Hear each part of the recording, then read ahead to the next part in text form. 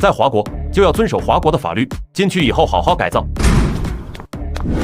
你就是王老三？你怎么知道？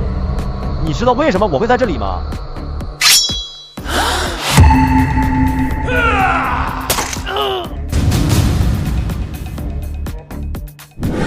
不要问我是谁，不要问我为什么，我已经是癌症晚期，大家都不要浪费时间了。燕京传来消息，狸猫已经得手。好，照顾好狸猫的家人，安排我去华国山境，我要找叶松。青姐，怎么想起给我打电话？上次你在魔都的那期专访，之前在就要播出之际，由于你在湘江遇袭一事，所以那期节目就给延后了。现在节目组那边想安排播出，就在今天播出，所以给你打电话说一声，你对播出时间有异议没？多大点事？什么时候？这有什么意义可言的？就以你们那边定的时间来的了。行，那是我给台里说一下。好的，青姐。刚挂断电话，紧接着叶松的手机又响了起来。叶松，王老三死了。什么？什么时间的事？那就没事了，看样与你无关，就在1个小时前。随即林夕将2号牢房发生的事情讲述了一遍。那个人是癌症晚期，到现在为止一点有用的信息没有问出。我知道了。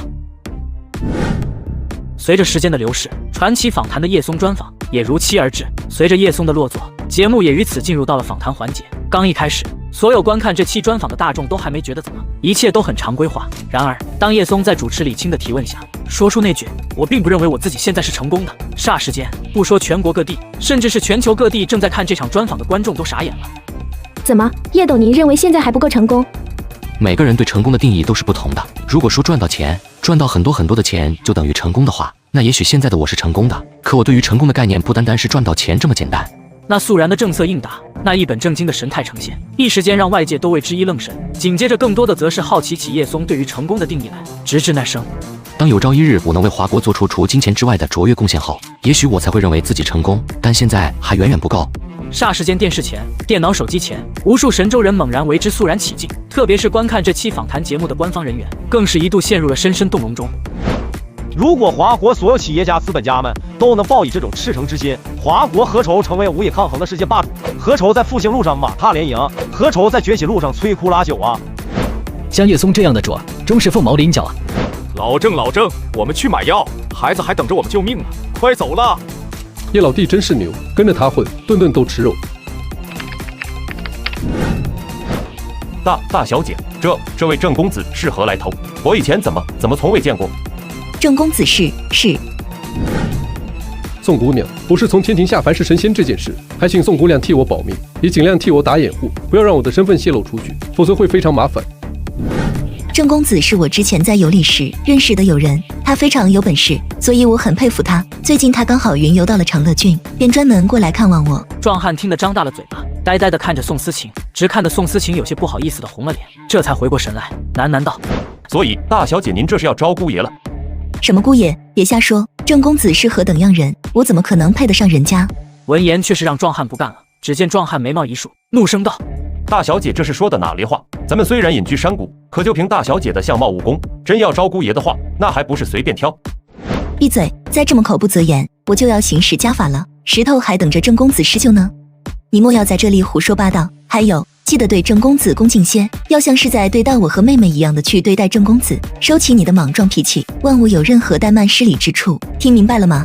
壮汉顿觉委屈，但看着自家大小姐那无比认真的表情，只能讷讷点头道：“听明白了，大小姐您放心，他要是真能把石头给救回来，那您就算是让我把他当亲爹一样供着都成。”电视上，叶松的专访还在继续。当主持人李青问到为什么定在10月1号国庆当天挂牌龙兴集团的时候，叶松在肃然领声中的那句“与国同在”，瞬间让无数正在观看这场专访的华国民众的内心骤入澎湃，汗毛直立，疙瘩四起。但这还没完，继那句“与国同在”之后，叶松脸上的肃然之色再是加深。有朝一日若国家需要我的龙兴集团，我必将责无旁贷地倾尽所有，不管是现在还是以后，龙兴集团都会坚定贯彻回馈社会、回馈国家的宗旨，在力所能及的范围内助力于华国的全面复兴，去为华国的发展尽最大贡献。老叶，你不该说这些话的。虽然我赞同你是这么想的，但咱们大可用实际行动去证明，而不是公然面对全世界说出来。如此一来，从某种角度上，无疑可以说是给自个找麻烦，给自个引火烧身。还记得一直以来都流传在网络上的那句话吗？为每日产品所买的每一份单，将来都有可能成为射向华国的炮弹。而基于你在节目中说出来的这些，我相信一定会被外媒以及外网上的极端分子跟某些想带节奏的人，将咱们网上的那句名言给引过去的，并且还会进行各种无限升级。我甚至已经能够想象到，一场即将席卷大半个世界的抵制狂潮快要拉开序幕了。如果这场抵制狂潮被掀起，那将绝对不是乐资之前所经历的风波可比的，甚至不只是围绕着咱们旗下企业，包括所有华国企业都会遭到一定程度的波及。还有青姐跟传奇访谈栏目组，包括央台在内都好，他们怎么搞的？怎么连这些内容都给放出来？专访结束后，青姐有提出要删减掉那部分内容的，是我执意要求放出而已。我知道你既然敢说出来，那就肯定不介意播出去，但涉及到这极有可能会给境外递刀子的敏感风险，传奇访谈栏目组跟央台那边怎么就不去考虑后果？或许是央台背后的高层看不惯我，想给我找点事。那你还？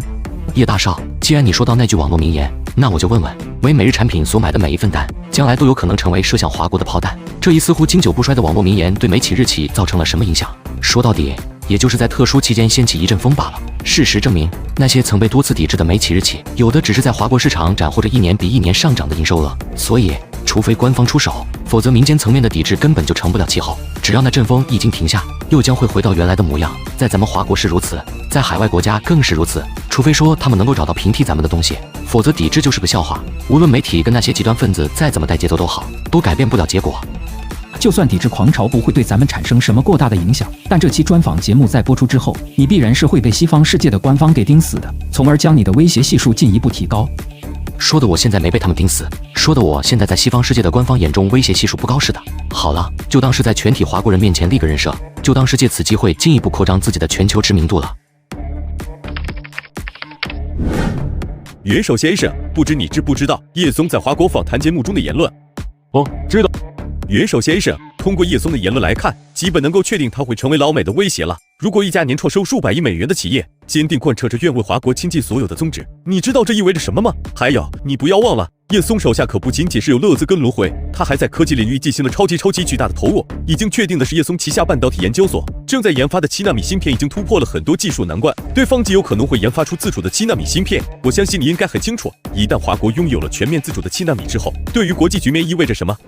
除此之外，根据有关部门进行的情况汇报，在他们重新启动对龙芯半导体科技进行的暗中调查时，发现龙芯半导体科技十分神秘，尤其是他们的研发基地更是森严到了极点。有关部门尝试过很多办法，始终都无法打入到龙芯半导体科技内部，更别说渗透到龙芯半导体科技的研发基地中。最重要的一点，龙芯半导体科技是跟中科院进行项目挂钩的，而龙芯半导体科技的前身则是一家研发光刻机的科技公司。结合这种情况，有关部门高度怀疑几年前被我们发起通缉的同镇已经被龙芯半导体科技收编了，并且正在为龙芯半导体科技为华国研发能够改变华国半导体局面的高端光刻机。随着这名高层的话一出，其他高管无不都神色大振。确实，那个该死的叛逃者同镇是在龙芯半导体科技里面。美利坚之主约瑟夫表情猛然一僵，可能性超过80%。有没有证据？对方一愣，证据？他们老美向来处事需要证据吗？如果非得要，而手里头又没的话，那就自行创造一份不就行了吗？抱歉，元首先生，暂时没有。